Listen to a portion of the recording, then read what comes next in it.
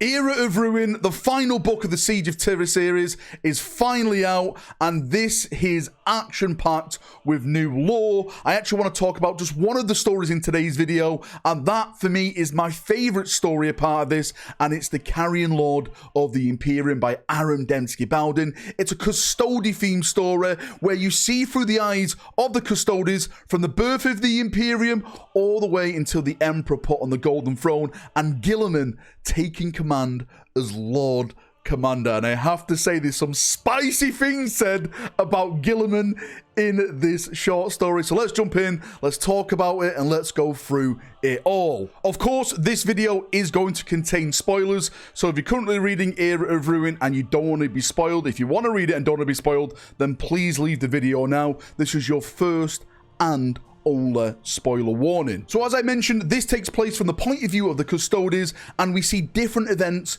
through their eyes, from the Emperor actually asking them about the Primarchs, which most or less all of them were like, no, don't do this. This is not really a good idea. We get like more of a breakdown into how they're made and why they are like just a one of a kind, like how much effort, how much went into each of the Custodes. One of the big things I found in this, which, you know, is a bit of an eye-opener and more or less a fact now that's out there, is that Custodes are eternal. Custodes will not die, unlike the Astartes that will eventually age and die. Even Primarchs will eventually age and die, but a Custode will not. They are eternally standing there at the Emperor's side. One of the events that's really stood out for me was the Webway War. When Magnus initially broke through the seals of the Imperial Palace, we got to see the first aftermath of that, with Valdor basically leading the charge into the Webway, starting that secret war, which is basically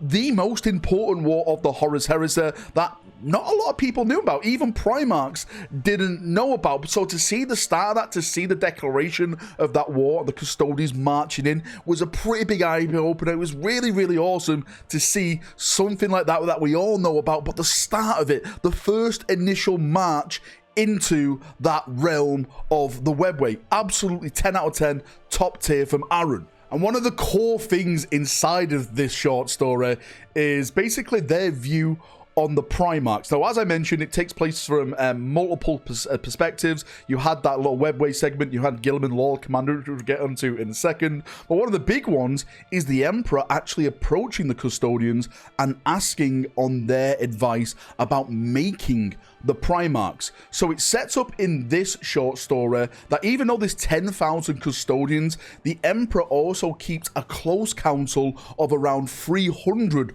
Custodians, like his closest of the closest, the most respected of all those Custodians. It's kind of like a Mournival kind of thing. I don't want to say Mournival because it's very, very heretical, but it's like the Emperor's own Mournival where he gets advice from him, and all of the Custodes literally said, no, you don't need this. You don't need these Primarchs to lead, to go into the galaxy and reclaim humanity. We'll do that. We'll lead the armies of mankind. You don't need these gene-enhanced super soldiers, you know, twisted with warp technology. We will do that. But the Emperor chose to do it anyway and make the Primarchs, the Astartes, and we all know what happened with that one. There's a great point of view by a Custode called Hadio, hopefully I'm pronouncing his name right in this book, and he basically says, why didn't the Primarchs rebel sooner? Like, why did they all more or less come to distrust, dislike each other? Why were they so self-righteous in doing what they did? Like, they took their actions and they did it.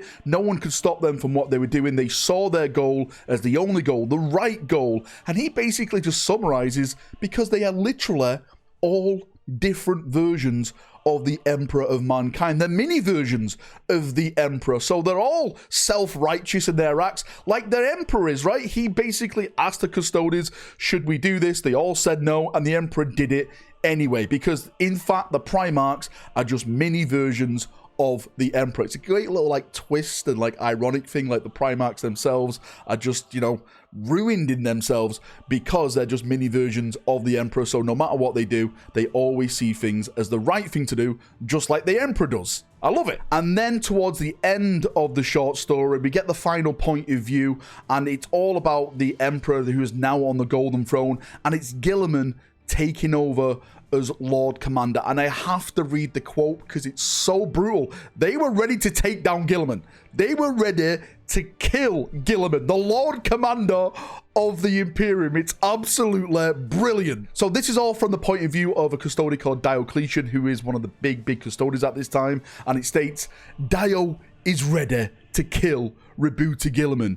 He knows with more certainty than ever, he knows that if the self-appointed Lord Commander of the Imperium does not shut up right now, Dio and the Custodes at his side, as well as the few sisters hidden and persecuted in this great chamber, will draw their blades and kill this creature who believes to be the Emperor's heir. And it goes on because it states many times they endured Guilliman's speeches, his intentions, his orders going so far against his brother's wishes that a new conflict seems nearly here.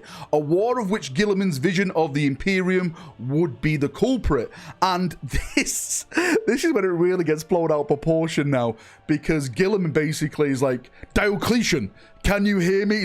He's using a bit of a tone to Diocletian. So Diocletian just does this absolute epic speech, but sadly it's only in Diocletian's head. This is what he wants to say to Guilliman, but I'm telling you right now, if he said this to Guilliman, it would slap him in his face. So this is what Dio had to say to Guilliman, and again, absolutely amazing. So it states, I watched the death of my king's dreams, and then the death of my king. I watched half of your kind rebel against the empire it took us almost 3 centuries to build. I watched you turn it to ash. I watched even the most loyal of you scheme against your brothers, whine about who was favored over whom, and go to war over your arrogances, heedless of consequences, like some moronic pantheon of ancient gods. You and your malformed coven of tainted genetics you call a family have no right to set foot upon this world. You say you lost a father, but you didn't. You lost a scientist that created you. You lost a visionary that had such high hopes for you, but he was never your father. Your fathers love you dearly, Primarchs, even though they dance through the warp, laughing at what good boys you've all been. You say the Emperor would trust you now with the resurrection of the Imperium. If he trusted you, then why did he need 10,000 bodyguards? And why weren't you one of them?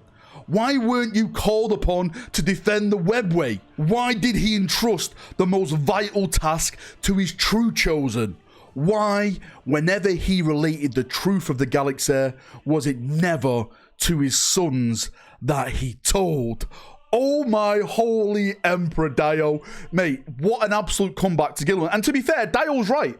Everything he said there, right? If he entrusted his Primarchs, right, why didn't he tell him the truths of the galaxy, the chaos gods, the warp, the true factors of it?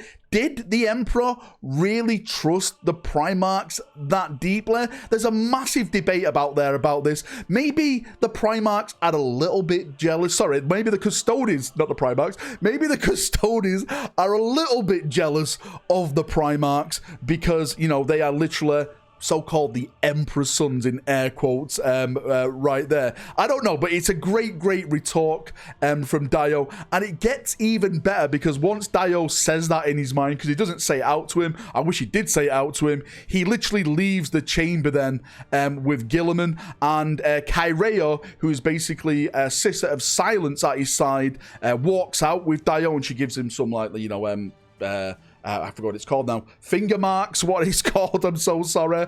And she says she thinks Guilliman will die soon, maybe in reference to getting his throat cut by Fulgrim. And Dio literally says, they will all die. They haven't been made to be eternal, which basically goes back to the first point I was saying, is that Custodes are eternal and Primarchs are not. So it's more or less just like a waiting game for the Custodes for all the Primarchs to just die out. I may do some more stories on the Era of Ruin, another lore video and stuff like that. The White Scar one was absolutely fantastic. We get a lot more information about Jagatai Khan and what's going on with him after the Siege of Terra, because big things do happen with him.